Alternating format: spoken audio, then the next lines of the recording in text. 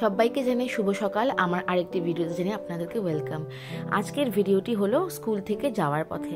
আজকে আর স্কুল থেকে বাড়ি ফিরিনি। আজকে আমি আর সংগাতি ভাবলাম যে একটু স্কুল থেকে একটা জায়গায় যাওয়া হোক, একটু কিছু খাওয়া হোক।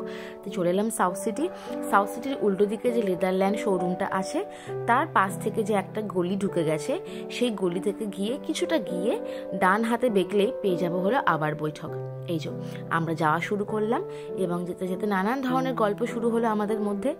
আরও আমাদের সঙ্গী ছিল দুজন, অঙ্কিতা আর স্বাগতাদি। তো আমরা সেই নিয়ে দুজনে হাসাহাসি আর আলোচনা করছিলাম যে স্বাগতাদের অঙ্কিতার আসা হলো না। স্বাগতাদের একটু বাড়িতে প্রবলেম চলছে, মানে একটু সমস্যায় আছে, সেই কারণে স্বাগতাদের আসা হলো না। আর অঙ্কিতা ভোটের ডিউটিতে গেছে, সেই কারণে অঙ্কিতারও আসা হলো না। তো আমিও কিছুদিন স্কুলে যাইনি আমার শরীর খারাপের জন্য, তো সেই কারণে আমারও অনেকদিন যাওয়া হয়নি। যখন আমাকে পেয়েছে আমি আর সংগাতি চলে গেলাম তারপর আবার বৈঠকে আড্ডা দিতে।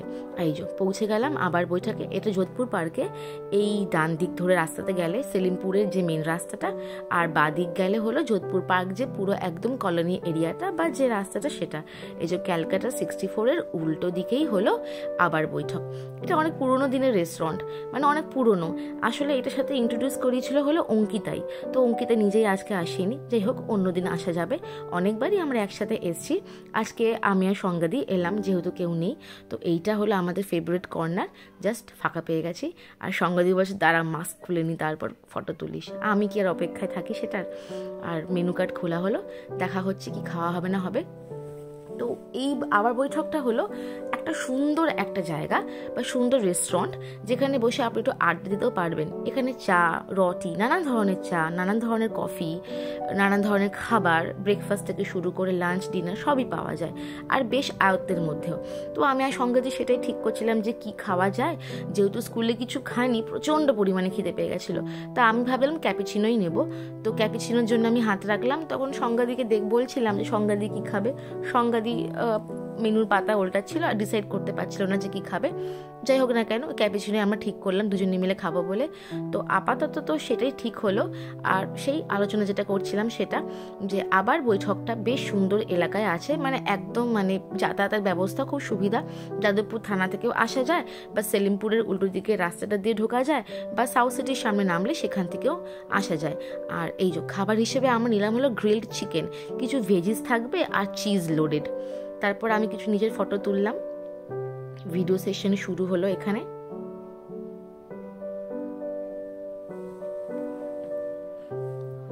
হ্যাঁ, যেটা বলছিলাম আর কি, বেশ একদম মানে যাতায়াতের খুব সুবিধে। তো উনি আসছেন, ইনি আসেন আসলে সব কিছুতে এগিয়ে, নানান ধরনের কাস্টমারদের জিজ্ঞাসা করতে কি সুবিধা অসুবিধা। তো ওনাকে জিজ্ঞাসা করলাম যে ক্যাপুচিনো সম্বন্ধে। তো উনি বললেন যে ক্যাপুচিনোটা নেওয়াটা বেস্ট হবে আমাদের জন্য। তো তাই আমরা অর্ডার করলাম, আর সংগাদি খাবারটাও এখানে অর্ডার করে দিল। আমরা একদম ফার্স্ট আওয়ারেই এসছি, যে সবে যখন খোলা হয়েছে রেস্টুরেন্টটা তখনই আমরা এসে গেছি। তো সেই কারণে ফাঁকাই পেয়েছি। কিন্তু সন্ধ্যেবেলার দিকে একবার এসছিলাম আমি আর বোন সাউথ সিটি হয়ে, তখন কিন্তু বেশ ভিড় পেয়েছিলাম। এটা হলো দোতলা, এই দেখুন ওপরে কাঠের আবার দোতলা করা আছে। দোতলাটা একটু ছোট, দুজনের বসার মতো সিট আছে, কিন্তু সকালবেলা দিকটা ওপেন হয় না। আর এই যে আমাদের প্রিয় ফেলুদার ছবি, বাঙালির ফেলুদা। এখানে ফেলুদা আর বাঙালি কালচার দিয়ে মোটামুটি সব ভরাট আছে জায়গাটা। সংগাদি বলল তোর একটু ছবি তুলি। আর এখানে আছে নানান ধরনের বই, তারপর কফি মাগ, মানে হাতের তৈরি জিনিসপত্র, ক্রাফটস এখানে বিক্রি হয়। আর প্রচুর গল্পের বইও বিক্রি হয়। কেউ এখানে নিয়ে পড়তেও পারে, আবার কেউ মানে বিক্রিও করে, কেউ নিতেও পারে, কিনতেও পারে। আর এই যে আমাদের খাবার চলে এসছে।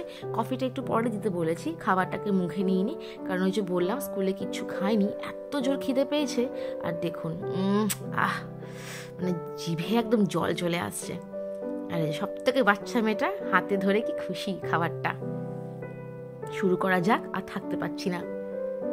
তার মধ্যে আমার ফেভারিট চিজ, মাখন, ঘি, এসব তো মানে আমার ফেভারিট খাবার। দিলে পরে আমি থাকতে পারি না, নিজেকে রেজিস্ট করতে পারি না।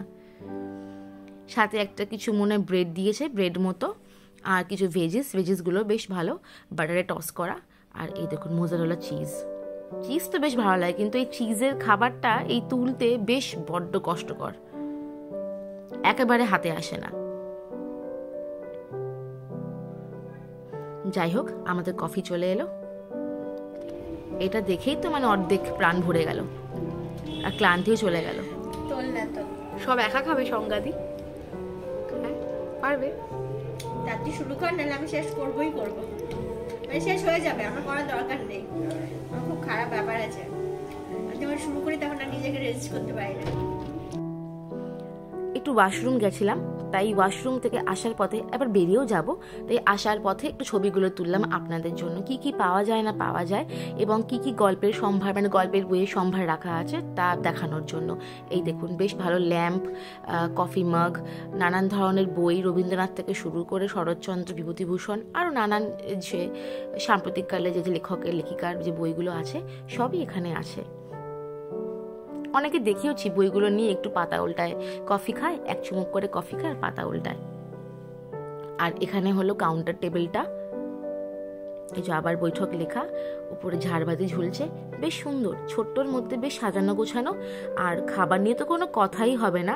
আর তার থেকে বড় কথা হলো এখানকার মানুষদের বা এখানে যারা কাজ করেন তাদের ব্যবহার ভীষণ ভীষণ ভালো।